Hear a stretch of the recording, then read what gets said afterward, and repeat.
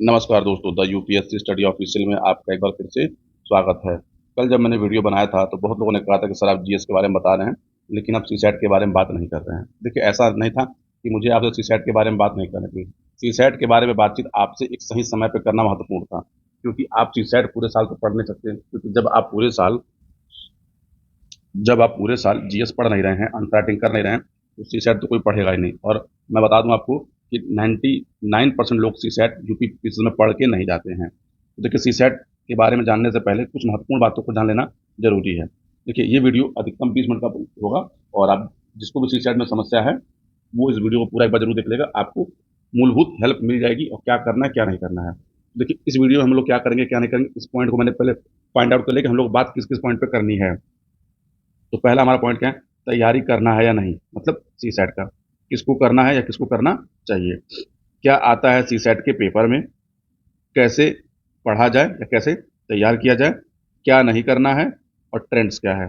इसके बाद मैंने सी सेट में आता क्या क्या है, ये हिंदी, इंग्लिश, मैथ, रीजनिंग और इंटरपर्सनल स्किल। तो चलिए एक एक पॉइंट बात करते हैं। तो देखिए, सी सेट किसको पढ़ना है और किसको नहीं पढ़ना है, किसको तैयार करना है किसको तैयार नहीं करना है। तो देखिए, यहाँ पे 3 ग्रुप बना लेते हैं। पहले आप एक काम करिए कि लास्ट 5 ईयर के सी सेट के पेपर ले लीजिए। ये पेपर आपको किसी भी वेबसाइट में मिल जाएंगे, अगर नहीं मिल पाएंगे तो बोलिएगा, मैं टेलीग्राम पर शेयर कर दूंगा।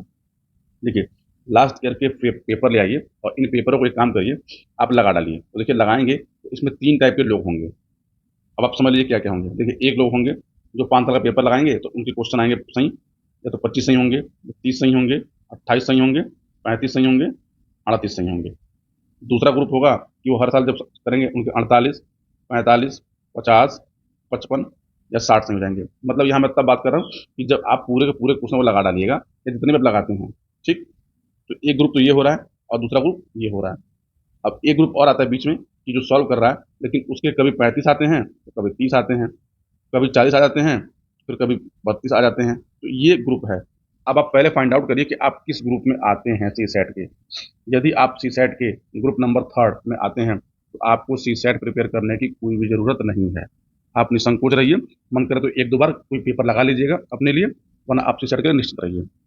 लेकिन जो लोग ग्रुप 1 में आते हैं चाहे ग्रुप 2 में आते हैं, यदि आप यहाँ पर आते हैं तो आपको सी सेट को गंभीरता से लेना चाहिए और आपको सी सेट पढ़ना चाहिए। अब आप यहाँ पर समझिए आपको करना क्या है। तो देखिए, सी सेट को पास करने के लिए सबसे पहले महत्वपूर्ण चीज़ों को जान लीजिए कि देखिए, सी सेट के पेपर में आपसे जो क्वेश्चन पूछे जाते हैं, हिंदी, इंग्लिश, मैथ, रीजनिंग और इंटरपर्सनल स्किल।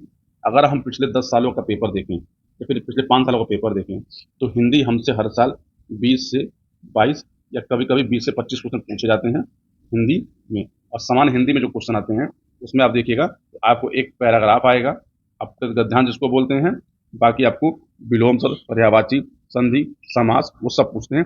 इसको जानने के लिए आप पीवाईक्यू के पेपर देख लीजिएगा। इंग्लिश में 10 से 15 क्वेश्चन आते हैं। मैथमेटिक्स में क्वेश्चन किस साल 15 तो किस साल 20 क्वेश्चन आए हैं। और मैथ रीजनिंग का भी यही रेशियो रहा है, 15 से 20 question. Interpersonal skill plus decision making plus other, ये सब मिला के लगभग लगभग 25 क्वेश्चन आपको पेपर में हर साल मिलते हैं। लेकिन समस्याएं कहाँ पे खड़ी होती हैं, आप पहले इसको समझिए। इंटरपर्सनल स्किल जो है वो 90% लोगों को नहीं आता, क्योंकि आपने ये सब्जेक्ट कभी पढ़ा ही नहीं है। जिसको आता है वो अपनी भावनाओं को ठेस ना पहुंचा। भाई आपको आता है, अच्छी बात है, मैं सामान्य लोगों की बात कर रहा हूँ, क्योंकि इंटरपर्सनल स्किल ना तो कोई पढ़ाता है ना कोई पढ़ता है। आप अभी इसको हटा लीजिए। ठीक, लेकिन होता क्या है कि लोग जब पेपर देते हैं तो लोग इसके क्वेश्चन भी अटेम्प्ट कर देते हैं। और इंटरपर्सनल स्किल के 25 क्वेश्चन में जब अटेम्प्ट करते हैं, अटेम्प्ट करते समय मान लीजिए उन्होंने 25 में से 20 अटेम्प्ट कर दिए, तो 20 में से क्या होगा, 15 गलत होगा, 5 सही होगा, तो वही व्यक्ति नेगेटिव में पहुंच जाता है। तो आप ये समझिए कि आप सबसे पहले सीसेट को प्रिपेयर करने के लिए हिंदी, अगर आपको मैथमेटिक्स नहीं आती तो ठीक, इंग्लिश,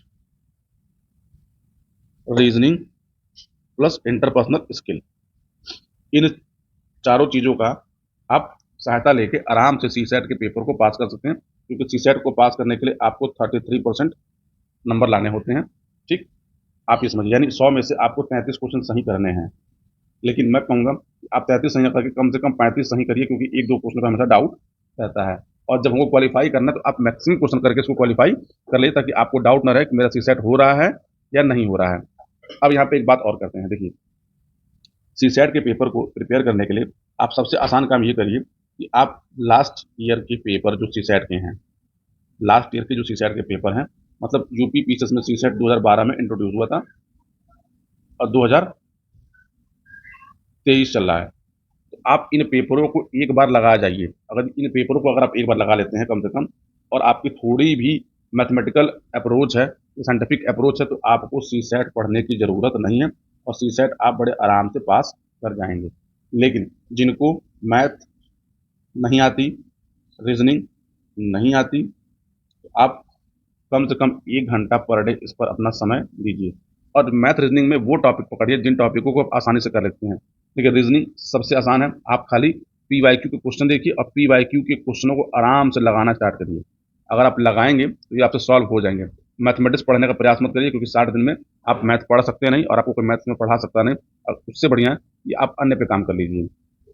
मैं फिर से बोल रहा हूँ कि देखिए, हिंदी के जो क्वेश्चन आते हैं सी सेट के, हिंदी के क्वेश्चन यदि आप लास्ट ईयर के पेपरों को, यानी जो 12 से लेकर 23 तक के पेपर है, यदि इसको रिवाइज कर लेते हैं, इसमें से कम 10 हिंदी क्या होगी, रिपीट हो जाएगी।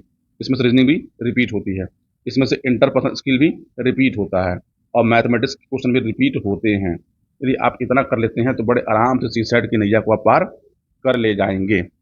अब यहाँ पर एक महत्वपूर्ण आता है कि हम इंटरपर्सनल स्किल कहाँ से पढ़ें, जिसको नहीं आता।